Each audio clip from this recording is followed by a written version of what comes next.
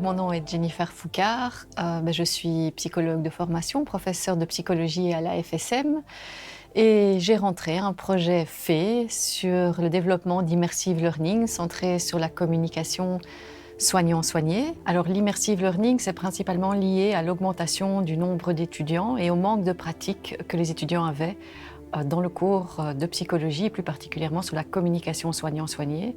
Vu le nombre d'étudiants qu'on a, il est vraiment très difficile aujourd'hui de leur offrir une pédagogie qui est individualisée. Et donc le fait de faire un immersive learning leur permet à tous de s'entraîner individuellement et donc que les erreurs de communication ne soient pas faites avec les patients, mais bien lors de l'apprentissage. Alors il est interactif, ça c'est la première spécificité, et donc ce qui veut dire que l'étudiant, en fonction des réponses qu'il va donner, donc va avoir un parcours d'apprentissage qui est différent. Alors plus spécifiquement, qu'est-ce que c'est? C'est un cours où on a filmé une relation entre un patient et son thérapeute. Et à différents moments, à différentes séquences, la séquence s'arrête et l'étudiant a le choix entre plusieurs réponses.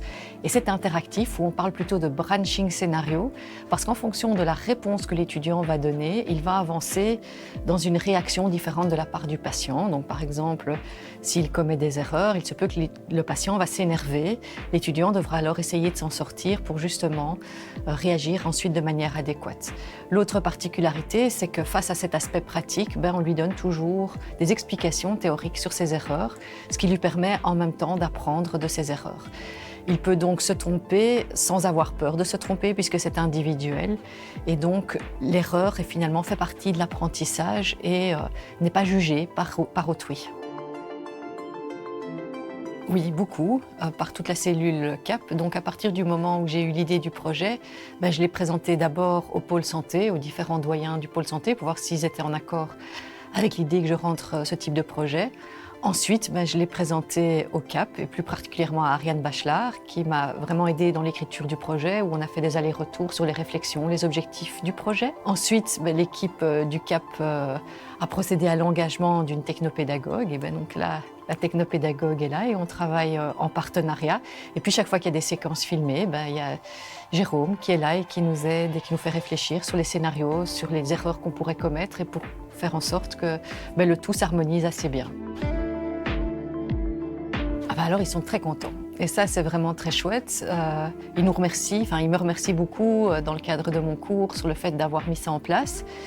Il y a vraiment beaucoup de retours positifs dans le sens que maintenant ils demandent qu'on ouvre le dispositif en dehors du cours et donc le cours est fini, l'évaluation est finie, ils ont leurs notes et pourtant ils demandent d'avoir accès aux nouvelles vidéos parce qu'ils savent que le projet est en cours de développement et ils demandent aussi que le projet soit ouvert pour eux tout au long de l'année. Et l'année prochaine aussi, quand ils seront en stage avec les patients. Donc le retour est super positif, les étudiants sont vraiment contents et donc des étudiants contents et une prof contente. Alors on a fait une étude qui a accompagné le dispositif pour évaluer justement est-ce que c'était efficace, pour évaluer un peu l'apport, la satisfaction des étudiants. Donc on a évalué trois aspects, la satisfaction des étudiants par rapport à l'outil, la facilité d'utilisation de l'outil, mais aussi l'apport en termes pédagogiques. Et donc on a séparé les étudiants en deux groupes, un groupe qui avait accès à l'immersive learning et l'autre qui avait accès au dispositif pédagogique classique que je proposais avant, c'est-à-dire les travaux pratiques avec jeux de rôle et le laboratoire de simulation. Et on a comparé les résultats et effectivement, les résultats sont très significatifs et mettent en évidence que l'immersive learning est un véritable plus sur en tout cas l'auto-évaluation que l'étudiant a de ses compétences pour lui-même. Il est aussi très satisfait, il trouve que c'est très facile à utiliser.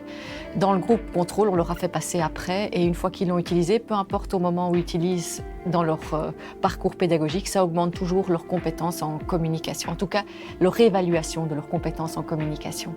Ce qui est important, parce que je pense qu'avoir confiance en soi avant de rentrer en stage sur ses capacités en communication, ça fait partie des choses que l'on sait déterminantes. Développer plus de scénarios, parce qu'ici on a déjà développé 4 thématiques, on en développe encore 2 autres dans le mois qui vient. Mais c'est vrai que les étudiants sont en demande de plus de thématiques de scénarios. On a fait agressivité, on a fait entretien motivationnel, on a fait discuter avec le patient en fin de vie. Là, on est occupé à travailler sur l'annonce de mauvaises nouvelles et le renvoi vers un psychologue. L'idée, c'est de travailler aussi sur la communication avec les enfants. La collaboration interprofessionnelle serait intéressante, mais le dispositif a une durée de vie, ou en tout cas le fait a une durée de vie qui est limitée. Et donc dans mes autres perspectives, comme j'ai eu plusieurs demandes d'autres universités ou d'autres hautes écoles d'avoir accès à ce dispositif et à cette immersive, l'idée c'est de voir comment on peut contractuellement s'organiser avec les autres universités pour qu'ils puissent payer une sorte de participation qui permettrait d'engranger des bénéfices, qui nous permettrait finalement de refaire d'autres scénarios grâce à ce qu'on aurait acquis comme petit montant pour refaire d'autres scénarios. Donc l'idée c'est de continuer aussi à faire de la recherche sur ce dispositif parce que je pense qu'il est très prometteur et on va le présenter en congrès le mois prochain et puis en septembre aussi dans des congrès de communication et de pédagogie à la communication. Donc je pense qu'on a rempli notre objectif, c'est-à-dire et de faire de la pédagogie et de faire de la recherche sur ici le dispositif en lui-même et puis des étudiants contents, comme j'ai dit.